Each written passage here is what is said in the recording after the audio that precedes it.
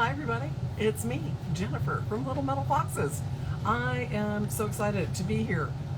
It is our first tool tip of the new year, and I want to welcome you all to it. So, hopefully, 2022 is going to be awesome. Looking forward to it. Hey, Kathleen. I just wanted to welcome everybody to the new year. And may I say, I hope that everybody has a chance to. Oh, hi, Chris. Maybe you can join me if you want. If you are interested, let's see. I'm going to invite you. Yeah, invite yourself there. Let's see. There you are. Here we go. Yeah. Hi there. What's going on? Hi. How are you? Pretty good. Happy New Year. Thank you. Welcome to Tool Talk Tuesday. Whew, I'm here. Didn't expect to. I'm put my computer down real quick. Yeah. Are you guys still have a bunch of snow? No. No? All melted away in the torrential downpour. Yeah. Just in the middle of Same cooking here. dinner and all Same that here. kind of fun stuff. Just wet and cold. Yep, pretty much. Yeah. I had my booster yesterday, Oh, good. and Good. I felt like my muscles are being ripped off my bones. Yeah. Pretty nasty. Yeah. It was rough. I did it the week before Christmas, so that was my booster. So, yes. Get your boosters, everybody. Wow. All for it. Yeah. I'm getting my shingle shot again, which I hate. Hate it. Yeah, that doesn't So sound much better. like fun. So much better than having the shingles. Let me say. Yes. And So. it's much easier to do than finding a good roofer. Oh my God, it's so true. Hey, listen, I got some fun stuff for Christmas, and I was going to show some of that off. Sweet. So I'm kind of excited about it. One of them you probably already have because you're really very book inclined. Pro book is the creative work. Yes. Really good. So Julie got this book, and she and I have been discussing doing some of the jewelry forming classes coming up this year. So That's kind of where I cut my teeth, was in the fold forming and the forming and the hammering on stakes and making my own stakes and yeah, all that fun stuff. yeah, it's good stuff. Hi, Linda. So hey, babe. So we were looking at that, and gave us a bunch of good ideas for the upcoming year. So that was one of the things I got. Also got, very excited. You'll probably not be excited by this at all. You probably have sets of these. But I had mixed and match sets of drills. Oh, okay. So Yeah. this goes from 1 to 60. So I've got small ones, but I don't have like the big ones. And so I got a full set of drill bits, which I was very happy about. I also got a teeny tiny, I love this, teeny tiny little no rebound stamping anvil, which Nice. I love. So it's sort of got a little bit of silicone on the back, which keeps it from like bouncing while you're Very stamping, cool. which I've been doing lately. Does it eliminate your double stamp, or does it Say- help eliminate say double again? stamping? Speaker from what? Does it help eliminate double stamping? Yes, it does. Yeah, because it's small, so you can hold on to it pretty well. And I also got a little impressed stamp here. Nice. This thing's a pound, and it's got Yeah. the brass case. And I realized too that it's got the interchangeable head on it, so I can change it to nylon or whatever you need. But because of its shape, it gives you a little more control, so you hit square with the That's stamp. the Impress Art one, right? Yeah, it is. So I've got a 2-pound brass, which is great, but this one is a little bit lighter and a little bit nicer for some of the more delicate stuff that I want to do. So Have you ever met Rita with Impress Art? no, have you? She's fun. We Yeah. talk once in a while. We're in Tucson together, both demoing. She was on one side, I was on the other, Oh, and cool. take breaks and go check out what each other are doing. But she's fun. Oh, that's cool. Yeah, that's cool. Well, right on. Yeah, so I'm going to give that a try. But the one thing that I have always put off because I never found them reliable, and this is one of the ones my husband gave me this, and I was like, okay, all right. Finally, the unboxing. Here it comes. A tube cutting jig. Oh yeah. I have been putting off tool cutting jigs for a long time because I have other ways that I like to cut tubing, which you know. But I never had a tool cutting jig, and I wanted a small one, which this one is. And so I got this one from Rio. And one of the things I like about it is that it's got millimeter scale here, Yeah. which is kind of nice. So, especially for doing, repeated cuts and things, little tube cutting jigs are really handy. So you can set it to the length that you want and cut. And I like this one too because it's got the 45 and the 90 degree, and it's nice and small, and it's got the little thumb holder as well. I'm The gonna other show you thing, what I did to mine. wait, let me show. One of the things that a lot of people don't realize about these is that if you take off the handle, it's got a little bump here, so you can put it in a vise and hold it in a vise, which is nice. So if you don't want to hold it in your hand, you can hold it in a vise. So the reason that I loved these in the past is because at a lot of the schools and institutions where they teach jewelry classes, these things can get really abused. And oh, that's a beautiful thing. So this is almost the same as yours. Yeah, it is. But what I ended up doing is drill a hole and tapping it on the side. Mm-hmm. Yeah. That way I can put my handle on the side instead of the. Yeah, that's smart. And that way, when I'm sawing, I can. It doesn't get in the way. You hold it flat. Hang on a second here. We're gonna go. And that's We're gonna go that's black. when everything went wrong. Yeah, but no, that makes sense. It makes sense. So yeah, yours has more grooves for bigger saws as well, so you can hold much larger stuff in it than I can too. So you can This actually use one a I hacksaw don't like because you can't hold small things with this one. Yeah, this is the Because opposite. I it's can't got hold such big. a But That's really nice though liked to have having something it. like that for bigger tubing. Yeah, exactly. I like the this orientation because it doesn't change the way that I use my jeweler saw. I'm still sawing straight Right. up and down versus sawing Right. over it. Oh, that's So smart. Why hasn't anybody thought of that before? because I did. Oh my God, Chris, that's brilliant. Oh my So gosh. what you're able to do is the only thing I haven't figured out yet is how to catch your tube from falling, but you can brace your tube and then use your saw normally. Yeah. Well, The that's other really thing smart. that That's a I smart way learned to do with it. some of my traditional goldsmithing classes was they don't use tube cutting jigs. They basically score a line 360 degrees with your saw all the way around it and slowly remove the material with that saw blade, moving the Yeah. tube in 360 degrees. Yeah. So I've got mine set up in my flex shaft, my tubing, Oh, okay. because that's how I have done it a lot in the past. So when I'm cutting tubing, I will use my I use like a Sharpie and kind of mark it so you guys can see. But I'll mark it so I can see it a little bit better, and then use a pair of dividers if I'm measuring, right? So I can Yeah. get the same measurement every time and spin it around, and then I've got my mark in the Sharpie, which is easy to see. And then using my saw, because the tube is spinning, I can kind of hold it on my saw for a second, let it score all the way around, and then start cutting. And so I'll just draw it down really slowly. You're using your flex shaft like you would a lathe. Exactly right, yeah. So I can, kind of work it down and just really slowly move the saw as the flex shaft is spinning really slowly. So this is how I have been cutting in the past. And the reason that I do it like that is because I get a really true flat cut. The problem that I and many others have found with these, especially the ones that have been used a lot in school situations and places where they've got a lot of classes, is once you get your saw in here. Oh, look at my beautiful saw.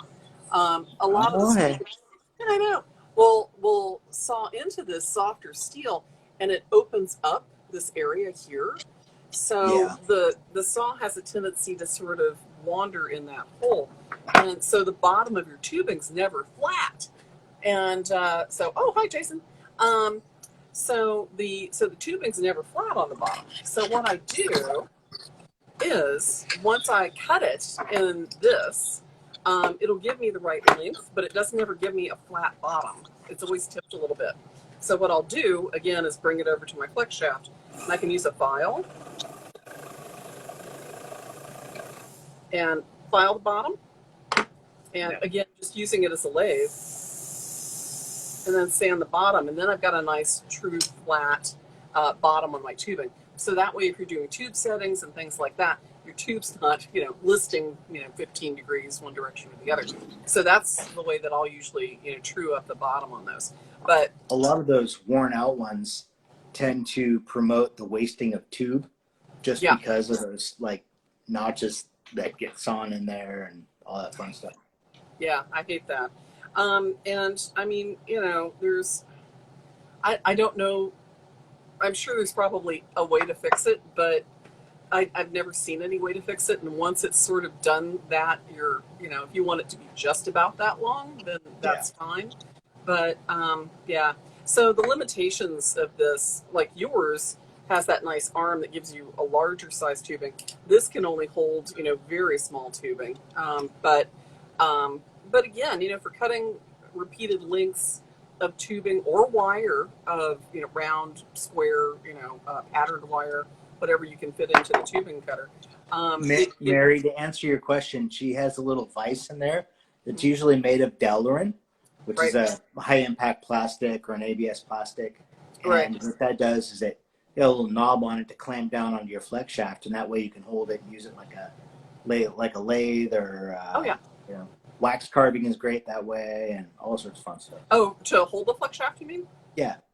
Yeah. There's I've got a little device, and these are about $50 for the little device like this, and you can clamp it onto the table or onto I clamp it onto my bench pen, but it's nice because I can change the height, which is nice, and rotate direction.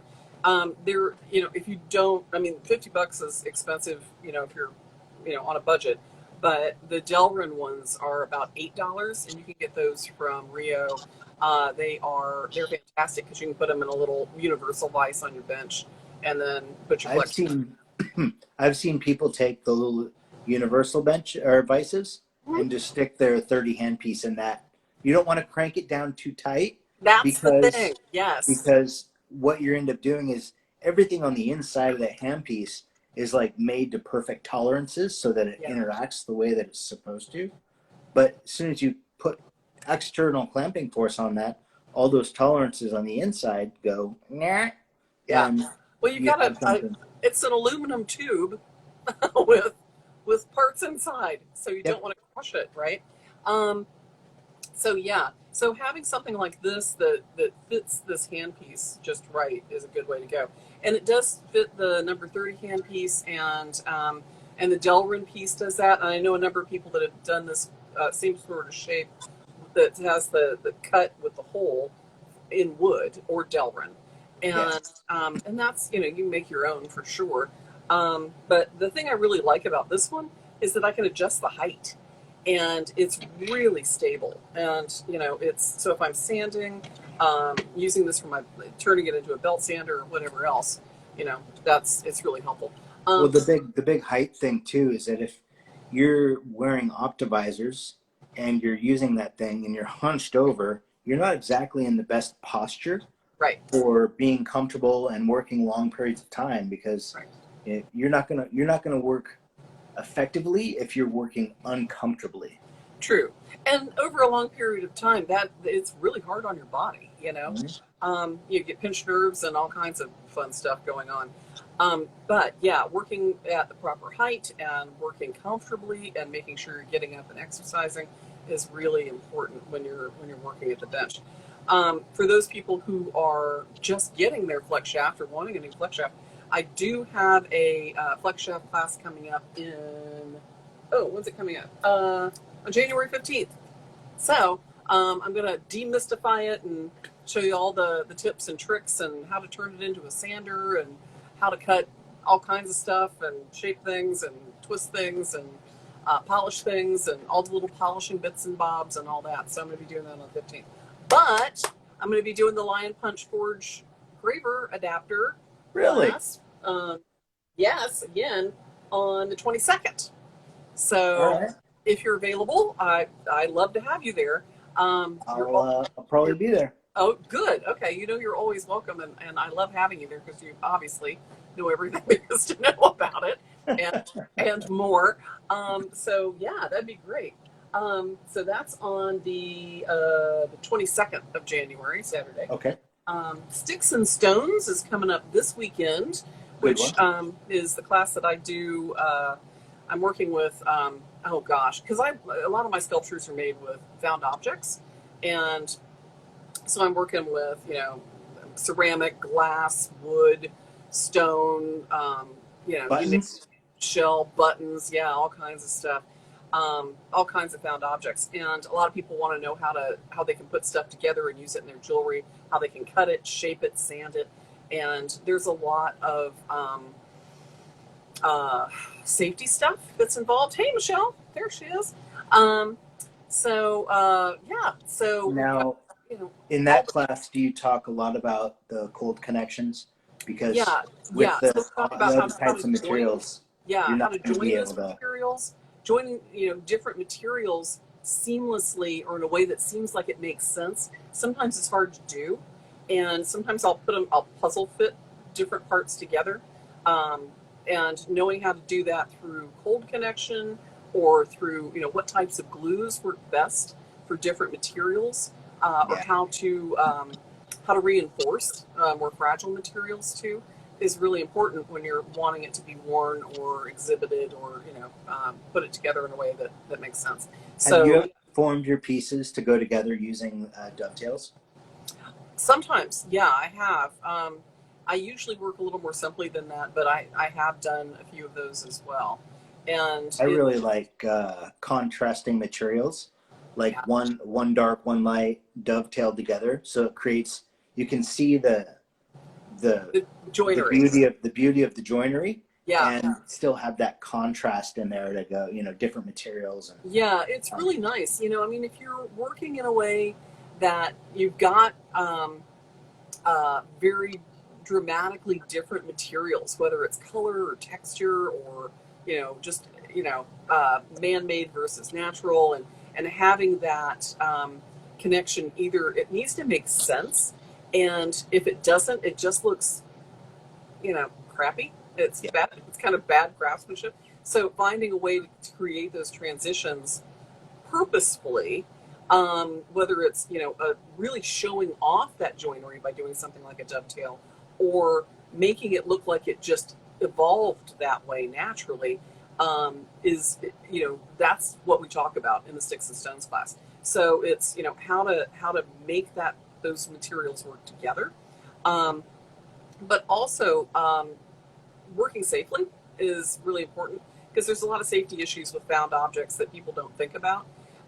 So there's that, and respiratory, and and there's also some legal issues with some things that you find as well. So all those things could be really important to sort of think about. So Sticks and Stones is Saturday. There's still a couple of seats left in there. Julia's doing Kambu this weekend too. So for those that want to do a little joining of gold on the surface, and I've got a little Kambu here. Here's some.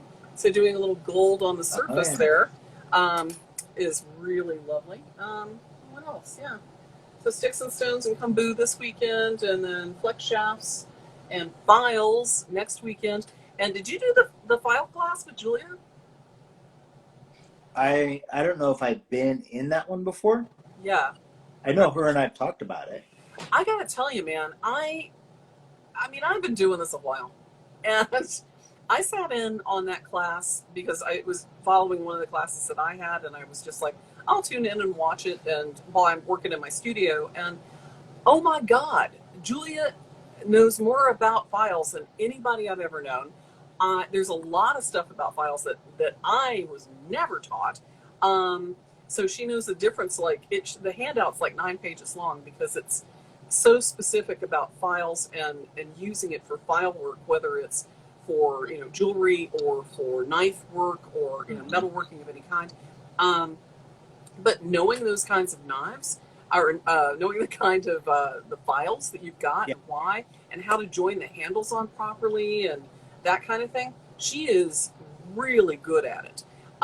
So anyway, it's something that I would highly recommend. One of my favorite tips is for cleaning them out.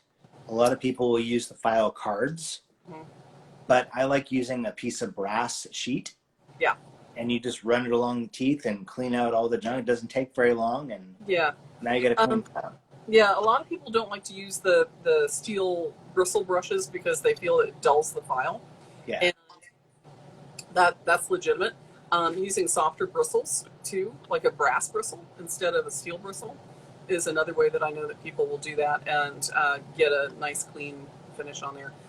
And some people will use like a like tacky material that's used for like tacking up pictures and things. Yeah, and like put it on there and peel it off, and it peels out all the. It's like waxing your file. Yeah. Now I've seen people swear by using chalk as a file lubricant. Yeah, absolutely. I will use a silicone spray when I'm doing wax working because it just keeps your file from clogging with wax. Yeah. And I've got wax carving coming up starting on the 19th too. So wax carving for casting. So I'm pretty excited. Very cool. I got to talk to you about a wax mold issue. Oh. I'm your gal. Yeah, I know. Yeah. I was going to mention, since you talked about your cool Christmas stuff, I got a hexagonal bezel block. What? For forming tapered hexagonal bezels. Yeah. Mm-hmm. Cool. So, and I have a bunch of hexagonal gemstones. Oh, neat. Some nice old cut ones. Like hexagonal for not like emerald cut, but like actual hexagonal. No, like instead of being round on the outside of the girdle, they're hexagonal. Cool. Well, and plus the fact you can cut your own stones too. So that's these ones weren't cut by me though. Speaking of that, I don't have any real big update, but I have that thing still kind of pending. Oh, interesting. Yeah. The one in Providence? Yeah. Really? Yep. Oh, that's exciting news. Maybe. Still, it's not out of the woods yet, but it's getting closer. So we can stay tuned to Lion Punch Forge channel for upcoming news and events. Yeah, and we're going to be, if it comes true, then we're going to be launching a secondary business. Nice. And it's going to be Metalsmith Mafia. Awesome. So, awesome. Yeah, we'll see. We'll keep you guys. That sounds fantastic. Well, good luck with that. That sounds good. It'll be a lot of work. Yeah, it will. Yeah, it will. So. Oh my goodness. Well, and I want to give a shout out to Northwest Creatives too today, because I know the last I saw they were getting like a ton of snow.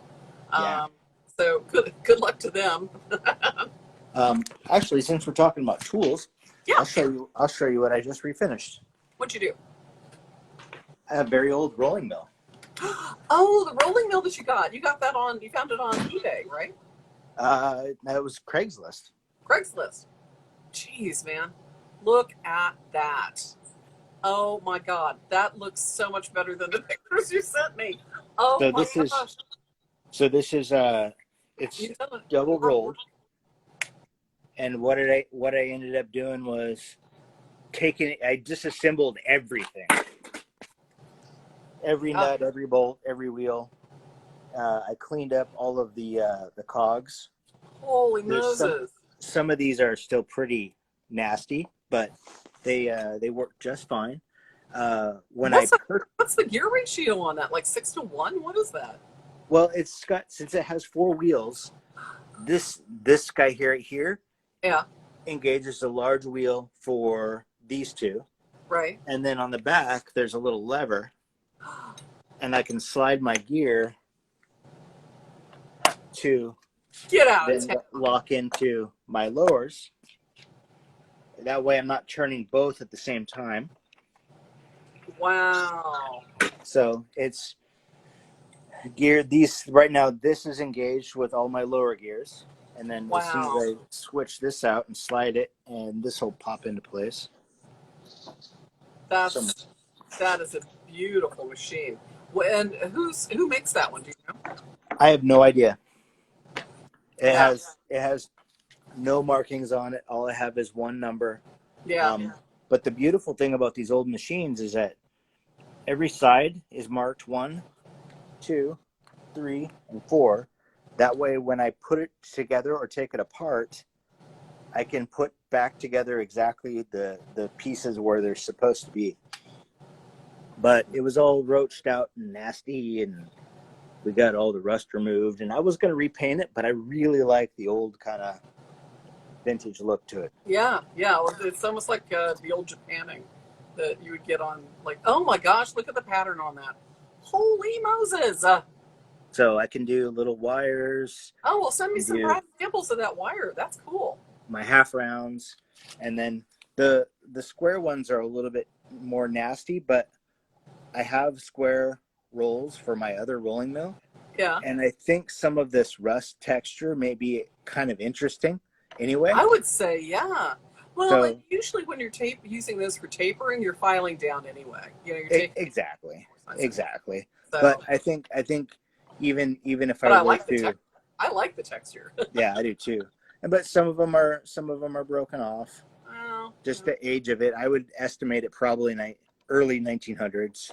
probably, yeah, yeah. But Well, if you're bored one day and want to send me some samples of that half round wire, that's oh yeah, isn't Like, that see- pretty? those are amazing. Look at those textures. Oh my goodness. Oh, I like that the fourth one. That's really cool. Looks like it's kind of a woven pattern. Yeah, almost Aztec like. Yeah, yeah. That's really cool. Yeah. Well, and I've got an economy mill. I mean, it's nice you got a wide one for, is that wide enough for bracelets or bands? Is that Yeah, kind of below yeah, I down? think so. Yeah. And then My economy mill, I can switch out for pattern. and my other one has the Yeah. good size for bracelets, and then half round and flat. But Well, it looks like you can muscle it down a bunch of bigger stuff in that one and then take it to the finer one as well. oh yeah, and this one's not going to be the major workhorse of the shop. It's just like once I want something a little bit more interesting, Yeah. I'll come over to this, or if I want to refine something a little bit more, and then I have another flat. I can take this guy off Right. Switch it out. and That's basically raise really it up and Oh, Chris. take that out, put the other flat one in, and now I have a flat. So Yeah, right. Well, it's nice. What is it? Is it a 7-inch on there? this guy. Let's see here. I have a 7 inches wide? ruler right here. So this is a. It's about a 90 mil. Okay.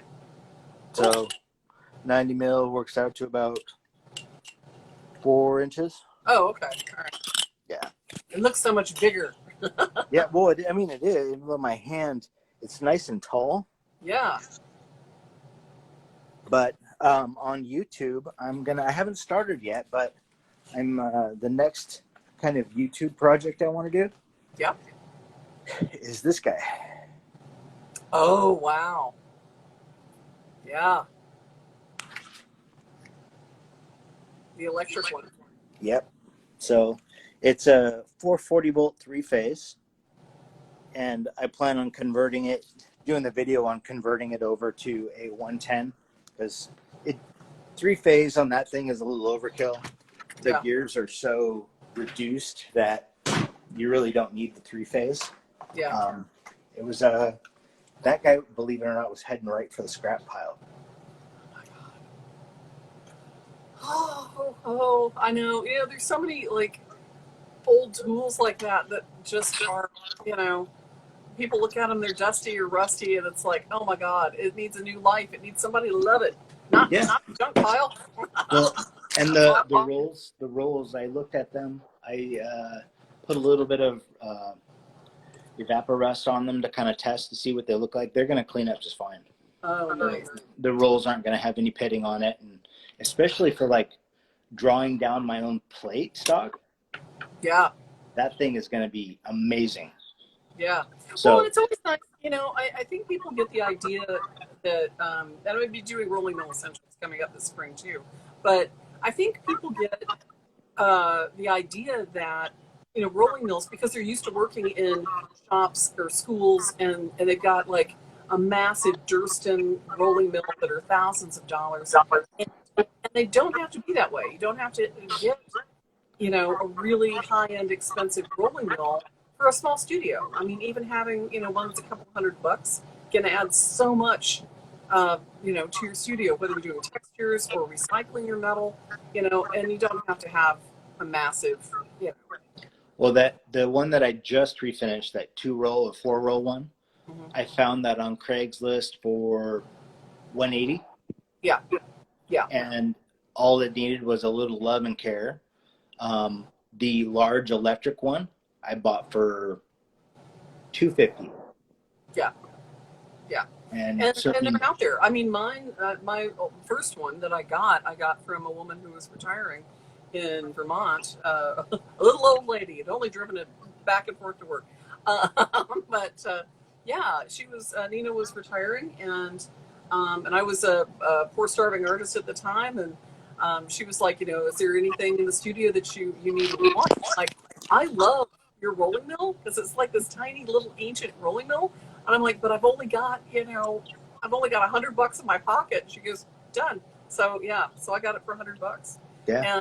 And so there are people that are retiring. There are people that have those that are willing to share, and there are rolling mills out there that are affordable, that are not too terribly expensive for a small scale studio, Yeah. and I think that makes it a lot less intimidating. When you can find something that's One not of the thousands of dollars that's been shipped one of from the Great things Britain. I'm gonna be doing with Line Punch Forge this year is Mhm. expanding kind of a little bit of the product line into vintage tools. So what I would end up doing, I just have it in my hand here. It's a surprise. So I found that I can find some pretty good deals on vintage tools Oh, nice. Yeah. with people who don't know what they are. Right, right. Oh, I know what that is. Oh, And nice. all I need to do is maybe clean it up a little bit, Right. and I can then resell it for a very small profit. So Yeah, if I absolutely. have like, I think I bought this one that needs a little bit of work. It has a couple pieces that need to be replaced. Yeah, I think I bought it for 80, yeah. That's and that's a steal. That's a steal. and I can resell it to somebody else for like 150. Yeah, So right. the Which nice is the nice which is thing still a is great that deal. You it's know. still a great deal, exactly. Yeah, And absolutely. I'm putting in And I'm there's something so lovely about the older tools that have been used, and that show a little bit of their life on them, and yeah. how they've sort of their journey shows up And in their wear and tear. I And don't like repainting them. I just like no, cleaning up the grime, yeah, making sure everything is lubricated. Like one that I did like this a little earlier. yeah, Um, there was some parts I needed to actually make because this model's not made anymore. yeah, Um, they're so, and since I can do some of that machining and make some of my own parts, right, it it's nice because I get to do something fun that I love, and then I have enough jewelry tools. I can sell it to somebody else for less than they would buy something new, and they have something that's bulletproof. That yeah, this thing weighs a ton because it's all cast iron, yeah, and yeah, yeah. I love that stuff. And they don't make cast iron the way that they used to. no, It's you can't. There are a lot of people that actually people that do cast iron You actually said look doo-doo.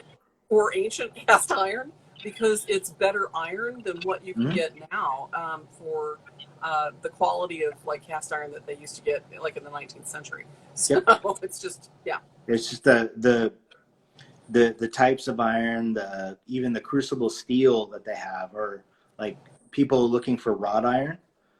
The wrought iron of the early 1900s and late Right. 1800s Yeah. Wrought is iron. Yeah. The wrought primo iron. stuff. Yeah. Absolutely. Well, buddy, it's good to see you. Happy New Yeah, Year. you too. And Happy New Year. yeah, absolutely. And I hope anybody that's interested will join up for some classes and definitely watch Chris's YouTube channel and check out what you've got online because you've got a bunch of stones. I've been a little bit quiet lately, just Yeah. because I took like 2 weeks off. Me too. Said, you know what? A week before Christmas, I'm not shipping anything. I'll take orders, but I just need to we sat down, we watched every single superhero movie we could find. Oh yeah.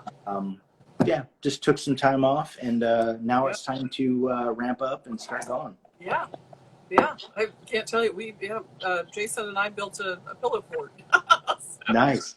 like moved all the furniture around when it was snowing because we couldn't go anywhere. We just Yeah. got all the pillows and ottomans and sort of so we could just Perfect. like lounge and watch movies. So Yeah, absolutely action, perfect. action movies and whatever. Love it. All the sci-fi. We've seen everything from the 1940s all the way up to Are you watching the new Star Wars television shows on Disney Plus? It's not on Disney Plus. It's on Peacock. Mm-mm. Oh, the Star Wars one. Yes, Yeah. yes, absolutely, yeah. Like So The Mandalorian. I'm looking and forward to Boba Wednesday. Fett? I'm looking forward to Wednesday, definitely, yes. Yes. Because Boba Fett. Tomorrow, right? Yeah. Episode 2? Yeah, the second chapter Yeah. of Boba Fett, yeah. So yeah, there's lots of Hooray. fun stuff going on there. Yeah. All right, buddy. I will see you later. And for those of you that are interested, you can check this out and all of our other tooltips on YouTube or here in the pile of videos. But it's if you go to our YouTube channel, you can see a bunch of that and free content. And of course, Chris's Lion Punch Forge YouTube channel has got hundreds of videos on all kinds of stuff. So check out that too. And Happy New Year. Yeah. Always welcome to reach out if you have a question for either one of us. Yeah. I make time for that kind of stuff. I think it's important to keep the community going. Be a part of the community and be a good steward of that. Absolutely. Yeah. There's some good guilds around, like the Seattle Metals Guild, which is one of the largest active guilds in the country. And Seattle Metals Guild has members from Oregon, all over Washington, British Columbia, Montana, Idaho. It's really nice because it's an amazing group of people that share lots of information, and it's a good group. Yeah, for exactly that kind of thing. So, shout out to Seattle Metals Guild. Yay. Love it. All right, buddy. I will see you later.